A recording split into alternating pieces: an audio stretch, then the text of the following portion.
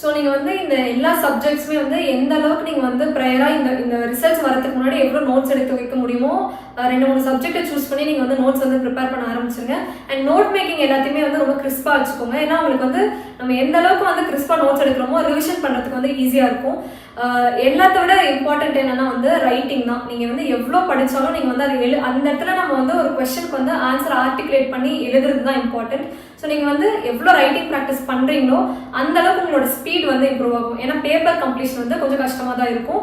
நீங்கள் வந்து எப்போ நம்மளால வந்து ஸ்பீட் இம்ப்ரூவ் பண்ண முடியும்னா, ஒரு விஷயத்த நீங்கள் வந்து எந்த அளவுக்கு நீங்கள் தரவாக படிக்கிறீங்களோ அங்கே போய் அப்போ தான் உங்களுக்கு ஃப்ளோ கிடைக்கும். ஸோ அங்கே போய் நம்ம யோசிச்சுட்டு இருக்க தான் நமக்கு வந்து ஸ்பீட் எப்போவுமே கம்மியாகும். ஸோ நீங்கள் படிக்கிறப்பவே தரவாக படிச்சிங்கன்னா உங்களுக்கு அங்கே போய் உங்களுக்கு வந்து ஒரு நல்ல ஃப்ளோ கிடைக்கும்.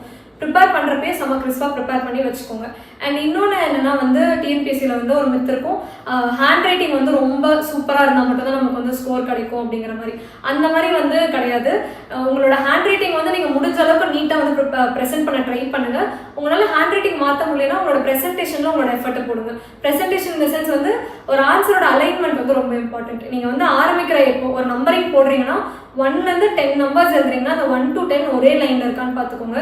உங்களோட சப்ஹெட்டிங்ஸ் எல்லாமே ஒரு லைனில் இருக்கணும். அண்ட் சப்ஹெட்டிங்ஸ் கீழே இருக்கிற சப் பாயிண்ட்ஸ் எல்லாமே ஒரு லைனில் இருக்கணும். ஸோ நீங்கள் வந்து அலைன்மெண்ட்டை கரெக்டாக பண்ணீங்கனாலே உங்களோட ப்ரெசன்டேஷன் வந்து இம்ப்ரூவ் ஆகிடும்.